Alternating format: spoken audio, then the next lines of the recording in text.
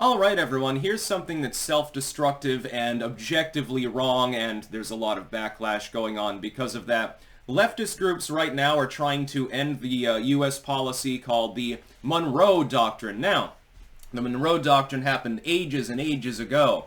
The basic idea was that as the European powers, at that time specifically the European powers, began imperializing and they were colonizing various parts of Africa and Asia and so forth, the French went into Vietnam, the British were all over India and in Africa.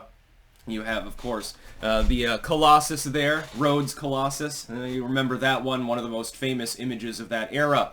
The United States decided to assert hemispheric supremacy.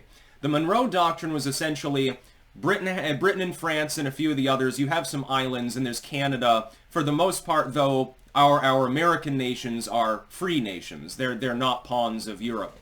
And so the United States dedicated itself to guarding the hemisphere, saying, stay out of the Americas, the colonies you've got, those are fine, don't go any further. So Britain, do not attempt to annex Argentina. The French are not going to come in and attempt to annex El Salvador or something like that. It was effectively, after the Spanish-American War, as well later, colonial influence in the American hemisphere was basically just America. And the United States gobbles down Puerto Rico and Hawaii and a few of these others, and the rest is history. The Monroe Doctrine was helpful in preventing war. It wasn't helpful in necessarily stabilizing the entire hemisphere. We've had numerous problems in Latin America with cartel activity, numerous problems certainly with socialist upheaval and communism. You know, Cuba, the whole Cuba thing, well, a little bit of a sticking point at times. The Monroe Doctrine was also invoked in trying to keep Soviet influence out of the Americas. I support the Monroe Doctrine. In fact, I support amping it. Instead of ending it, I support expanding it, a new Monroe Doctrine, if you will. Not only should the United States safeguard the hemisphere and say, okay, colonialists get out, but should limit itself much more to specifically our own hemisphere. I mean, right now, we're traipsing around the Middle East, half a world away. We traipse around in South Asia, half a world away.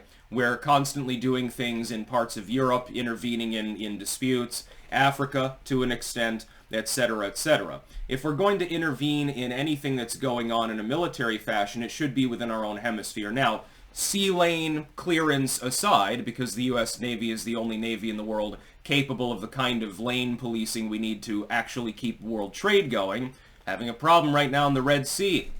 Command structure broke down for their operation there to try to keep the Red Sea open as they suffer drone attacks and pirate attacks at the same time on various vessels launched from Yemen and Somalia, and now apparently Iran has decided to get directly involved and just drone attacked a chemical freighter, actually, overnight.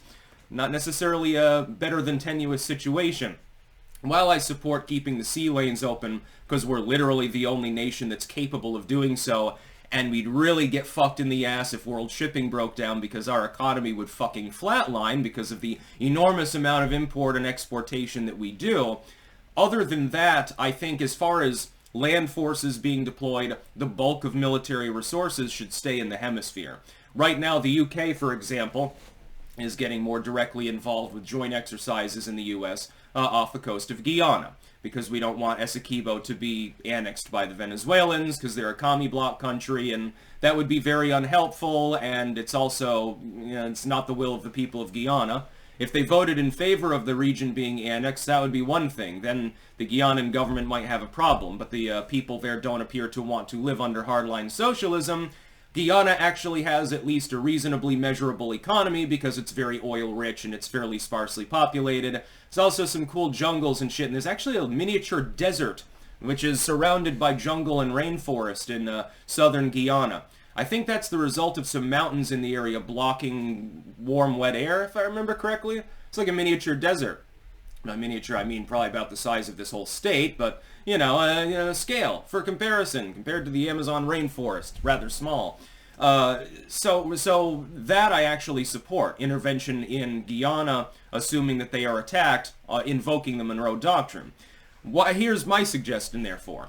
Get our resources out of Syria and out of Iraq, and the remnant forces that I'm sure are still covertly in Afghanistan, etc., etc., and where we're not cock-blocking communism, like the troops on the DMZ or possibly Eastern Europe, all the others should go down into a U.S. field base. We should build a base in Guyana, I suppose, or something like that to help them out, assuming that they're willing.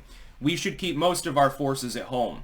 Now, of course, we do joint training in Canada. Of course, they're a close ally, and even under Trudeau, and some of these other nations. We should also be talking to the Argentinians right now. Definitely. If we had Trump in office, we'd probably, as soon as Milei was in there, Trump would say, okay, I'm taking a weekend trip to Buenos Aires. But unfortunately, right now, we don't have competent leadership in D.C. The Monroe Doctrine should not be scrapped. If anything, we should go in the other direction and compound our power hemispherically and stop with the world policing that's so far away. It's much easier to project force in your own backyard. It's much easier to gain cooperation in your own backyard. We should be trying to kick leftism out of the hemisphere. We should be trying to do that. We don't need to use guns, by the way, to do it. That should be our main goal. Stabilization of the Americas. A stable American hemisphere would empower the United States, and then if we had to get involved somewhere else, if a literal world war breaks out, or Britain gets invaded or something like that, we'd actually have the economic, diplomatic, and military might to do something. Right now, we're spread so thin that other than half-assedly, apparently, in the Red Sea, guarding the shipping lanes, we're not doing much good in these regions. Wars keep breaking out for a reason. We need peace through strength. We need to speak softly and carry a big stick. The stick should actually get bigger. I'm no fan of shrinking the U.S. military, although I believe that the militia is currently deficient because people don't own enough automatic weapons. That's another thing. We should be safeguarding the hemisphere by trying to spread the concept of self-defense across to these other countries. Mexico effectively has a knockoff of the Second Amendment, but because of licensing, they only have one operative gun shop in the whole country. Yet they have so much gun crime. And a lot of guns. Sometimes the U.S. government gives it to them. You remember Fast and Furious? No, most people don't. Which is sad because keep in mind that the VP that oversaw that is now the President of the United States. I wonder why cartel activity is at an all-time high down in parts of Colombia and Mexico. Anyway, the left is insane. The reason why they want to do this is to weaken the Western civilization in order to get more commie blockism in. They want the United States to become a socialist nation. I mean, it's literal subversion, and some of these people, by the way, are fairly open about that. Well, yeah, of course I'm a socialist. I'd love it if the United States was the USSA. Well, I think that most people in the United States disagree with that basic sentiment. I say restore the Monroe Doctrine and reiterate its importance, if anything. That's about all. Peace out.